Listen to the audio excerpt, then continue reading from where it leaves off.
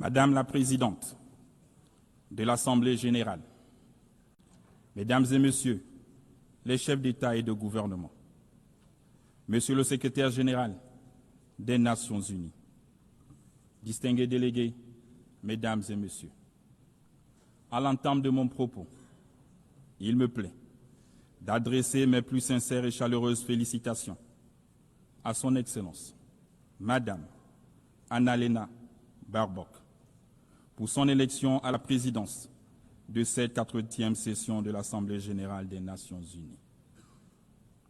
Madame la Présidente, votre expérience vous permettra, j'en suis convaincu, d'accomplir avec efficacité les missions inhérentes à votre haute fonction.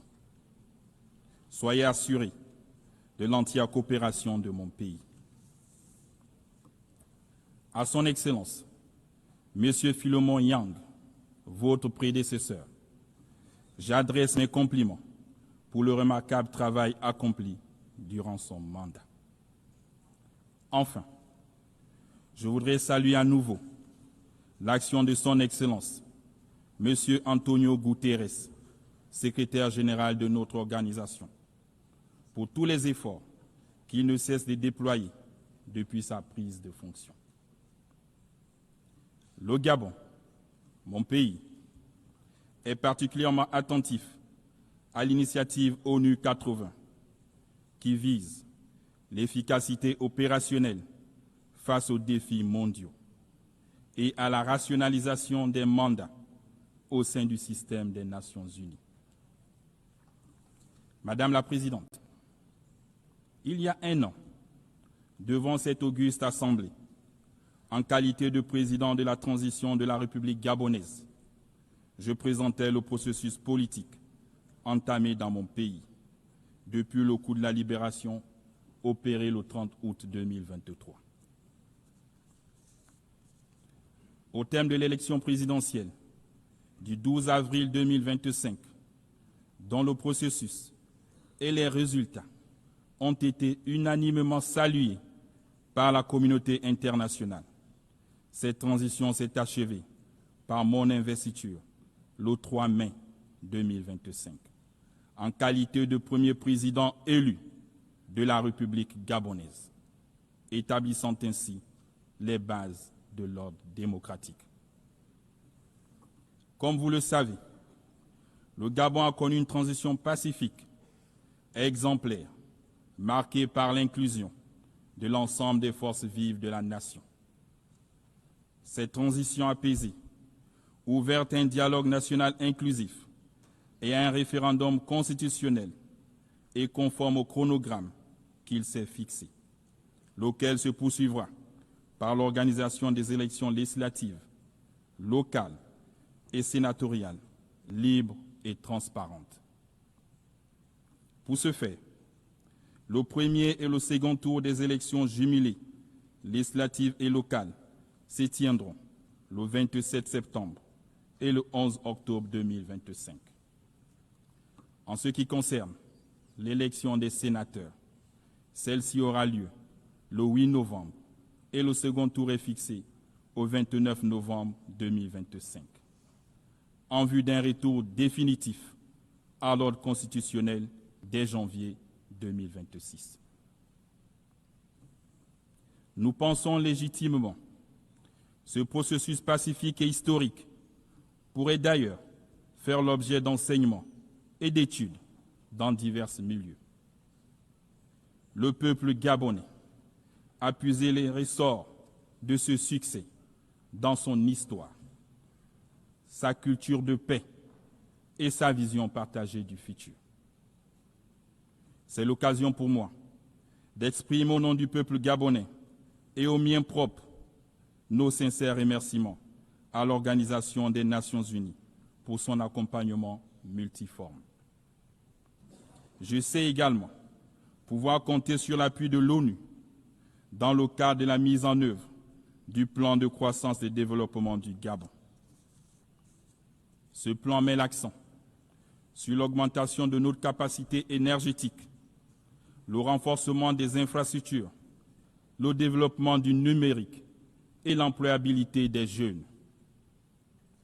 Mesdames et messieurs, le Gabon revient devant vous avec un message clair. Notre pays a changé.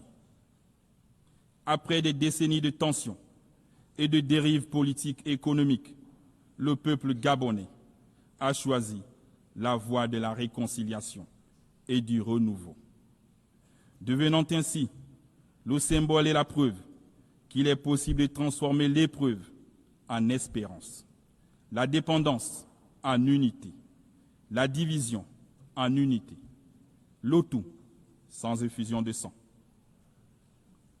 Aujourd'hui, le Gabon n'est plus un pays en suspens. Il est de retour aux côtés des autres États, debout, digne et prêt à assumer toute sa place dans le concert des nations. Le Gabon nouveau, digne d'envie, que mes compatriotes appellent de tous leurs vœux, signifie aussi que l'État gabonais doit désormais être au service de son peuple. Mais notre renaissance nationale serait vaine sans évolution de l'ordre international. Il n'est plus acceptable que les nations africaines restent cantonnées dans le rôle de pourvoyeuses de matières premières, dont d'autres fixent les prix et en tirent profit.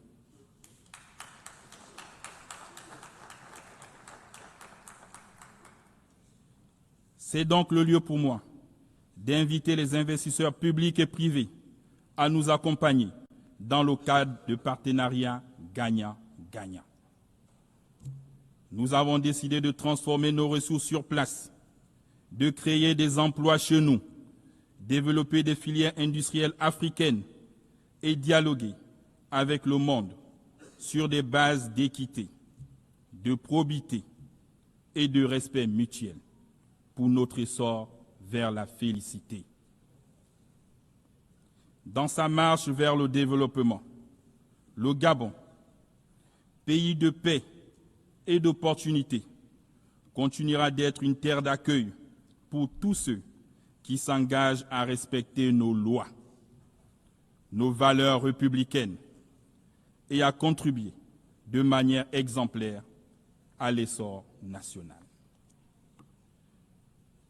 Distingués délégués, Mesdames et Messieurs, cette 80e session de l'Assemblée générale ayant pour thème « Mieux ensemble, plus de 80 ans et plus pour la paix, le développement et les droits humains » se tient dans un contexte international marqué par des crises économiques, environnementales et sécuritaires qui appellent à un engagement collectif plus soutenu et plus ferme. Ceci est une invitation urgente à faire face à ces préoccupations, conformément à l'esprit et à la valeur de la Charte des Nations Unies. Mesdames et Messieurs, le monde offre aujourd'hui un visage profondément différent, alors que l'humanité n'a jamais disposé d'autant de moyens technologiques pour assurer son bien-être. Jamais la paix et la sécurité internationale n'ont paru si fragiles et si menacées. Il est plus que temps que la paix règne sur la terre, et particulièrement en Afrique, si meurtrie par des conflits dont les donneurs d'ordre et financiers se trouvent hors du continent. Que les âmes se taisent en République démocratique du Congo, au Soudan, dans la Corne de l'Afrique et au Sahel. À cet égard, plutôt que de toujours stigmatiser et condamner les États du Sahel, la communauté internationale gagnerait à les soutenir dans leur lutte contre l'hydre terroriste. Mesdames et Messieurs, le 12 décembre 1988, le Gabon reconnaissait officiellement l'État de la Palestine. Hier comme aujourd'hui, nous soutenons la solution à 2 États, seule voie, conforme aux résolutions des Nations Unies, pour garantir une paix juste et durable entre Israéliens et Palestiniens, autant que la sécurité internationale. De même, le Gabon ne peut que réitérer sa position en faveur de la levée de l'embargo imposé à Cuba en raison de son impact négatif sur le bien-être des populations. Nous réaffirmons solennellement notre plein appui aux efforts internationaux menés à travers le monde pour parvenir à la paix. Ces efforts devraient être centrés sur l'humain, notamment les femmes et les jeunes. Dans le cadre du Pacte pour l'avenir de 2024, l'ONU doit continuer à encourager et appuyer l'action cruciale des femmes, résultant de la déclaration et du programme d'action de Beijing, dont nous célébrons les 30 ans cette année. Madame la Présidente de l'Assemblée générale, Monsieur le Secrétaire général des Nations unies, la triple crise planétaire, des changements climatiques, de l'appauvrissement de la biodiversité et de la pollution est une menace existentielle pour l'humanité. Pourtant, les efforts de la communauté internationale face à ces défis restent dramatiquement insuffisants. Le traité de la biodiversité, au-delà des juridictions nationales que nous venons de ratifier, vient combler un vide juridique et offre un cadre ambitieux pour une gouvernance équitable et durable dans la biodiversité. Ensemble, nous avons une réelle opportunité de faire de ce traité un véritable levier de transformation pour les générations présentes et futures.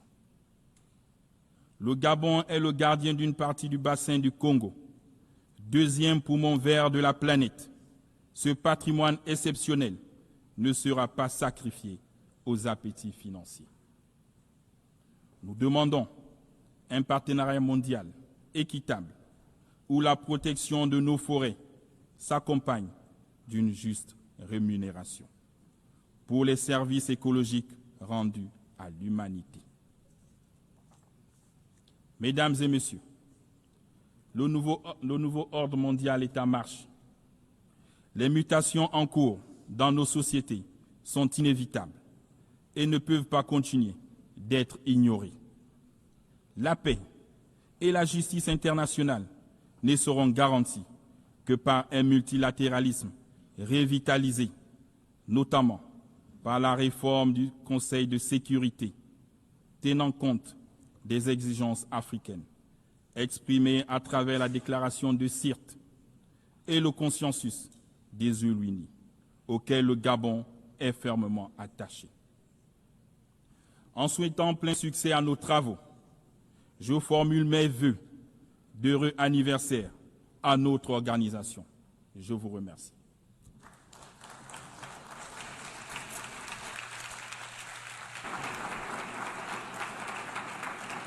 I thank you and happy. Je vous remercie. Je nous souhaite tous